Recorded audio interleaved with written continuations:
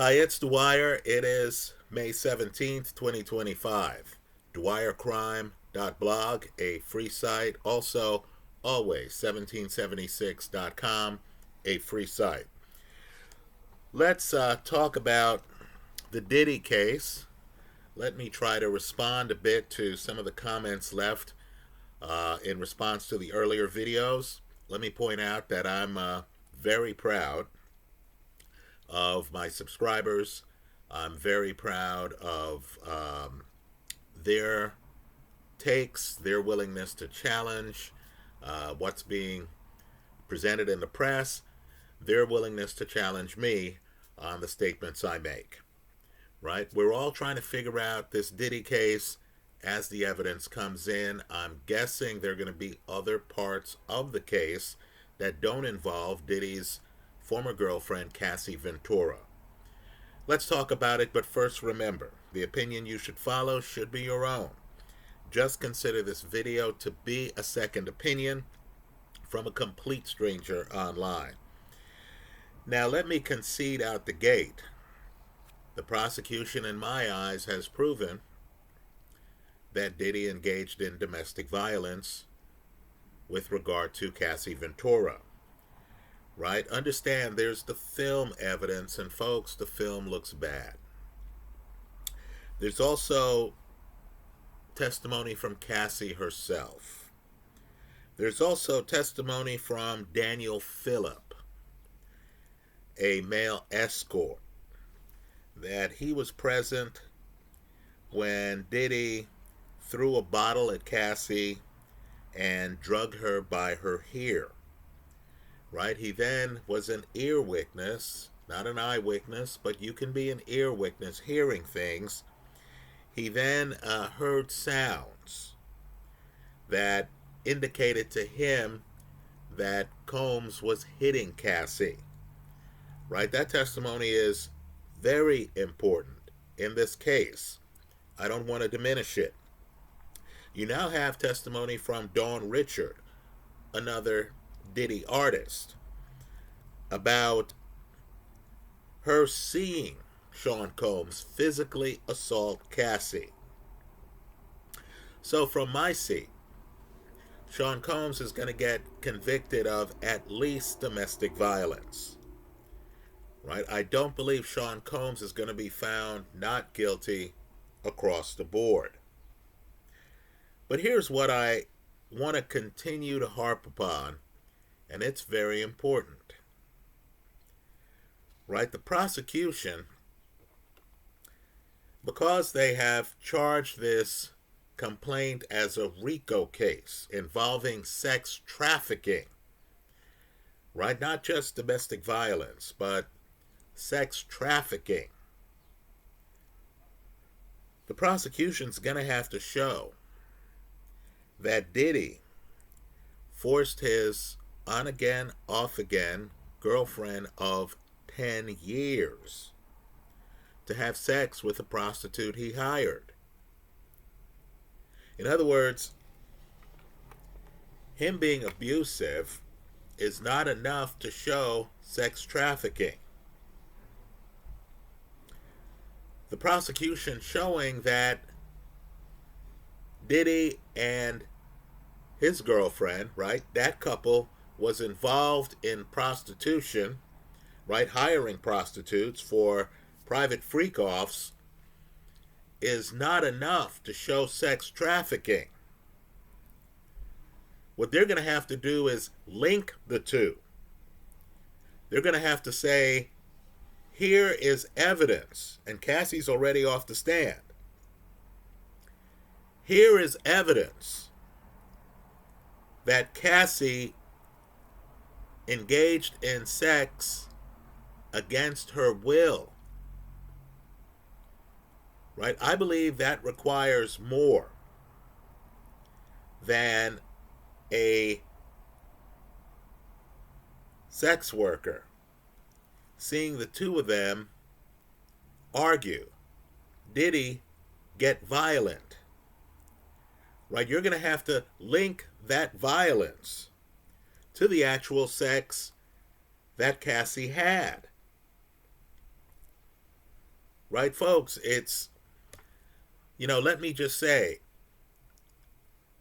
ID Network, Oxygen Network, the crime channels on Amazon and other streaming services are replete with couples in which domestic violence was part of their relationship. You don't immediately tack on sex trafficking to that unless you have evidence that you can present to a jury that Cassie was forced into having sex, right? That one of the couple was forced into having sex with a prostitute at the direction of their partner or at the direction of some criminal third party. Now, at this stage, and it's important because Cassie's off the stand, at this stage, I don't believe the prosecution has presented that.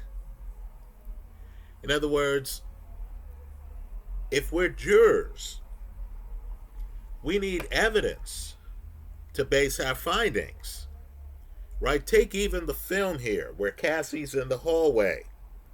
Now understand the difference of opinion here. Let me also add here that I believe Sean Combs is going to have to take the stand.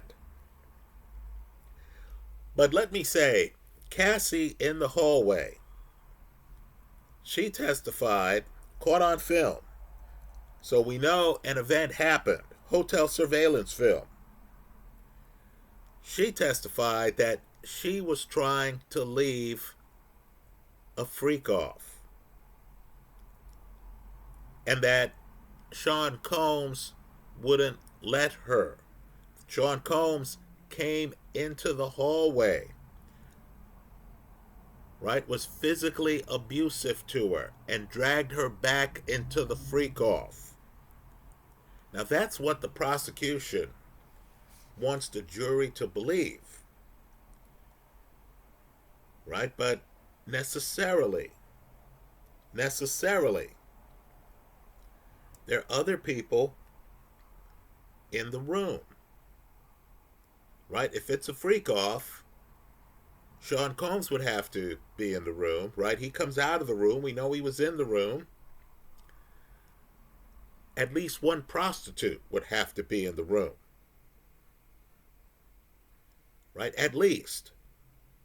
And understand, you would need more. One man's opinion here.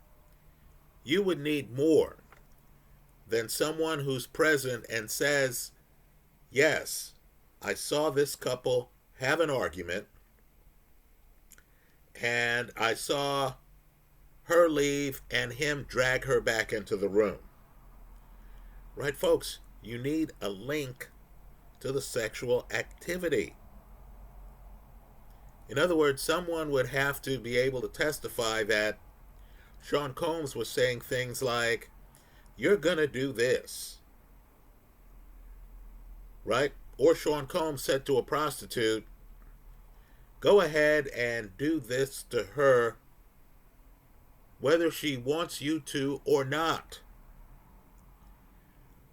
Right? Just realize that sex trafficking is its own criminal offense.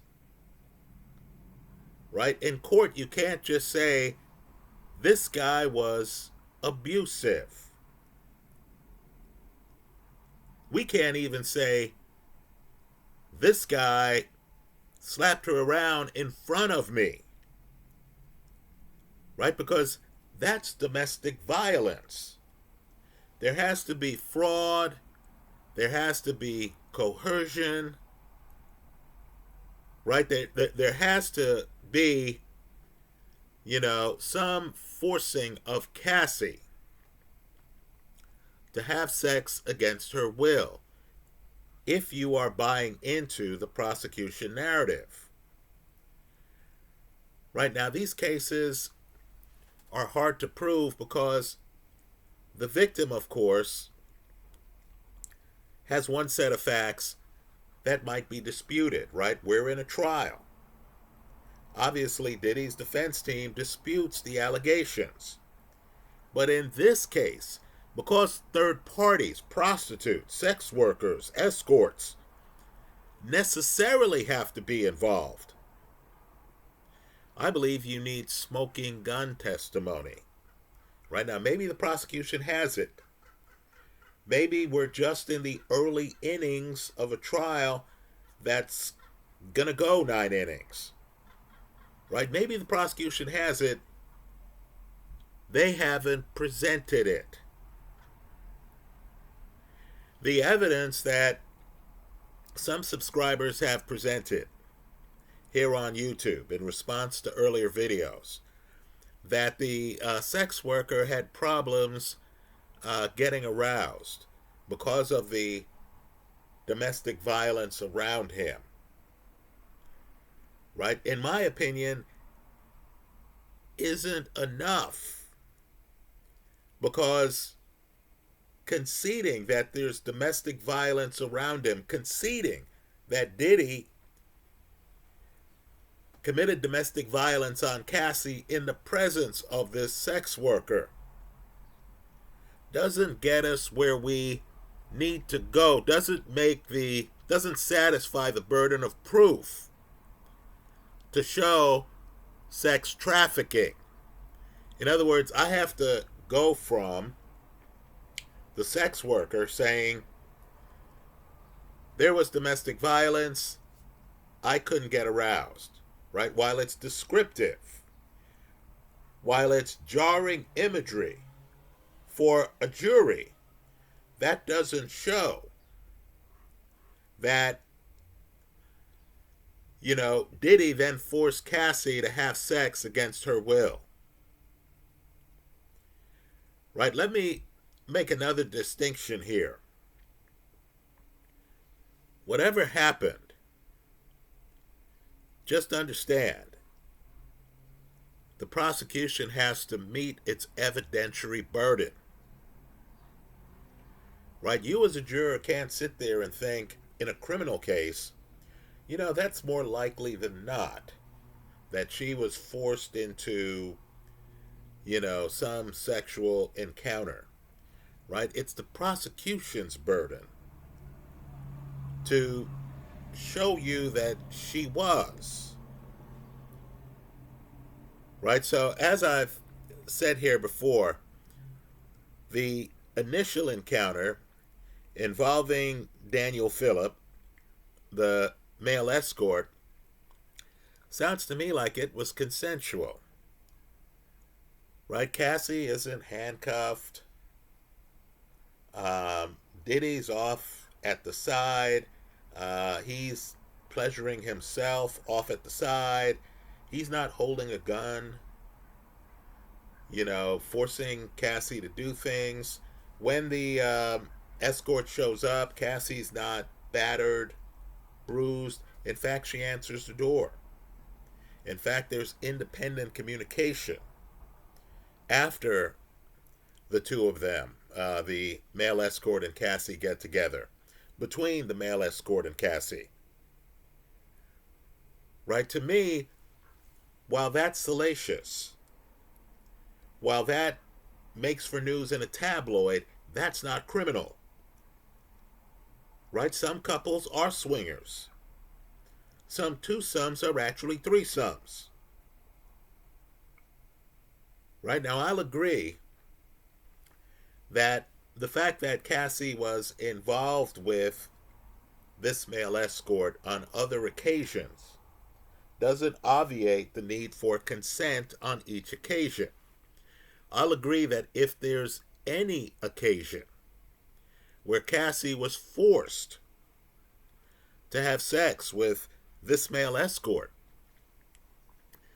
I'll agree that that's sex trafficking. Right? Let me just say, that evidence hasn't yet been presented. Right? The prosecution, is going to argue that they've made their prima facie case the basic elements of the crime through Cassie's testimony that she was trying to leave a freak off. And then Diddy accosted her in the hallway and dragged her back into the freak off against her will. Right? The problem with that testimony is that the weight of the testimony will be decided upon by the jury. And Cassie isn't the perfect witness. Right? This is someone who, just have a figure in your head in terms of, you're at a trial and you hear a witness has already profited from their version of events. At what number do you believe that witness starts to lose credibility or weight in your mind? Right? For me personally, knowing that Cassie received $20 million from Diddy, right, makes me want to hear corroborating evidence from a different witness. Now, some of you have made the argument that if she received $20 million from Diddy, then she should be biased toward Diddy. How does that show that she's biased against Diddy? To that, I would just say, look, her version of events has gotten her so far $20 million. She's profited from her version of events. There's a financial motive here that, could bend the truth, could bend recollections, right? Maybe she's on the stand, being as truthful as possible. Maybe she's on the stand, and we all have to think about things like this. Supporting the version of events that got her $20 million.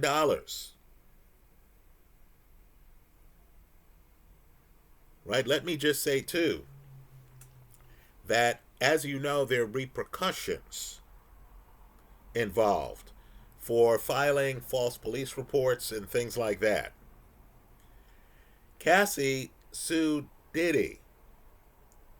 My understanding is she didn't go to the cops first. Right? She sued Diddy. That's another problem I have here. Right? Cassie sued Diddy years after these events are supposed to have taken place. Right? It's my understanding, and it could be incorrect. Keep me honest in the comment section of this YouTube video. That she sued Diddy under one of these revived statute of limitations type cases, where after the expiration of the statute of limitations, the legislature then passed some new law that allowed people who claimed to have been wronged, right? Understand, allegations are just that, to come forward after the expiration of the statute of limitations to then pursue civil remedies. Now, here in a criminal case, you want me to blindly believe someone who did not contact the cops, but who instead sued a music mogul and then reached a settlement, at which point the cops then contacted her. Understand, these non-disclosure agreements don't survive criminal subpoenas. So then the cops contacted her, and then she starts telling her story. Right, folks? News of the civil lawsuit was in the news, I believe, and I could be wrong, before the police heard from Cassie. Right? So, the other problem I have, too, is the timing here. Right? Sex trafficking really requires intent. I can't be an accidental sex trafficker. Now, if my girlfriend and I have a custom and practice where we're bringing prostitutes into our bed for years, right? At what point do I become aware that my girlfriend does not want to continue to have sex with prostitutes. Right, folks? I understand there was domestic violence involved. Right? I need evidence that makes it clear that Diddy disregarded his girlfriend's decision not to go forward with freak offs and still had a prostitute there sexually assaulting her against her consent. Now, the fact that, just because of the nature of the crime, right, a prostitute's going to be involved, there should be third parties. There should be third parties who should be able to confirm that in their presence, Diddy instructed them to disregard Cassie's unwillingness to go forward. Right? I'd also like to see a timeline here. Right? The incident that happened in the hallway, were there freak-offs after that? Understand, you, the jury, have to determine the weight of the evidence. Are there freak-offs after that? Is the defense going to produce someone from inside the room or some writing between the couple where they talk about other issues they were having in their relationship? Some other thing going on that, may have caused the incident in the hallway. Right now, what we have is a closed door. Cassie opening that door, coming out to the hallway. Diddy following her out to the hallway. Then getting physical with her. Okay. That's domestic violence. Right? In my opinion, we still don't know what happened in the room. We don't even know what happened in the moments before Cassie left the room. It's the prosecution's burden. Are they going to present us with someone from the room who can say, Cassie said, no, I don't want to do this, left, came back in the room, Diddy forced her to have sex with this prostitute? Are we going to have that evidence? Let me say, too, the prosecution has pivoted. Dawn Richard, she's talking about having seen Diddy physically assault Cassie on multiple occasions, right? One of the incidents involved Diddy trying to hit Cassie with a skillet while she was cooking. Right, folks? That's relevant to domestic violence. While she was cooking, not while she was having sex. Let's also be careful here. Let me introduce another dynamic. Right, the numbers tell us that somebody watching this video is into a BDSM lifestyle. Now understand what that means. Right? It means that people can be involved in sexual interaction where one person is tied up, one person is restrained, one person is black and blue. Right? But the entire fantasy might be consensual. Right? Let's be adults. It's 2025. Right? Some of you might know what's meant by safe words. Right? Where, the fantasy gets a little bit off the rails and someone uses the safe word to de-escalate things. Now, I'm just telling you, if I'm a juror, I don't have enough information at this point to link Diddy's domestic violence to sex trafficking. I just don't. Now we understand Diddy had more public freak-offs. We understand that the indictment, has claims of underage people being involved, filming of the freak-off. There's a lot left, right? I'm just telling you, in my opinion, the prosecution's going to need more than what's been presented already to convince me that Diddy was a sex trafficker, right? Hearing from Dawn Richard that Diddy tried to hit Cassie with a skillet, okay. You've proven to me domestic violence, right? I'll agree with that. We've seen the film. This is consistent with that. This is a witness other than Cassie who is testifying about seeing Diddy violent toward Cassie. Of course, Daniel Phillip, the male escort, also saw Diddy being abusive, physically abusive toward Cassie. You've convinced me that there was domestic violence, right?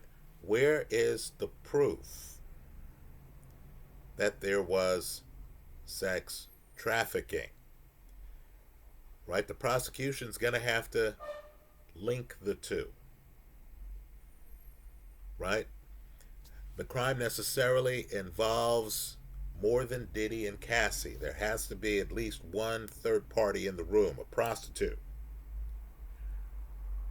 Right? We're going to have to hear testimony that,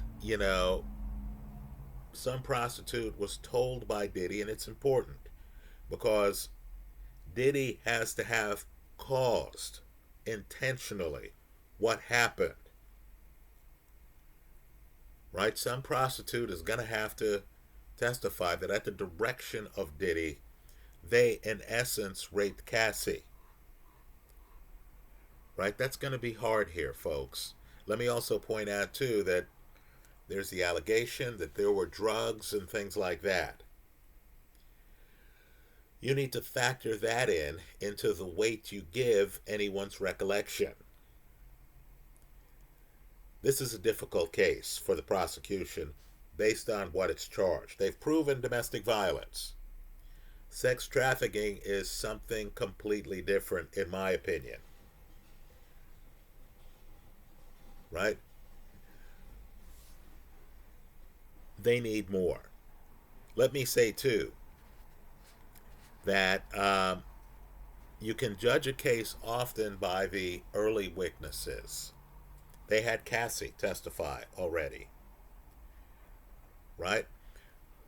Because they're alleging sex trafficking, to me it's a little bit disheartening. To me it sounds like the prosecution overreached here by having a male escort testify that he had, from the testimony, consensual sex with Cassie. Right, folks? That doesn't have the kind of force or coercion needed to show sex trafficking. That sounds like Cassie, shared a swingers lifestyle with Diddy. But yet, this is the escort who they had testify early. Right? Keep an eye out. Do they have an escort who can testify about a non-consensual encounter with Cassie? Right? Also, you have this male escort testify. You have Cassie testify. Then suddenly we jump to Diddy trying to hit Cassie with skillets while Cassie's cooking. Now, let me just say, what happened to the sex trafficking angle? Why would the prosecution suddenly deviate to a witness of domestic violence? Right? Where is the follow-through here? Right? Cassie says, I left the hotel room because I didn't want to be involved in an ongoing freak off. Right? Where's the person from the room who can say, yeah, we're in the ongoing freak off and Cassie wanted no part of it and she left. Diddy then got her from the hallway, dragged her back in. We all knew she didn't want to continue, but yet we continued. Diddy forced her to. Right? Maybe that testimony's coming. I haven't heard it yet. Please leave your comments in the comment section of this YouTube video. Thanks for stopping by.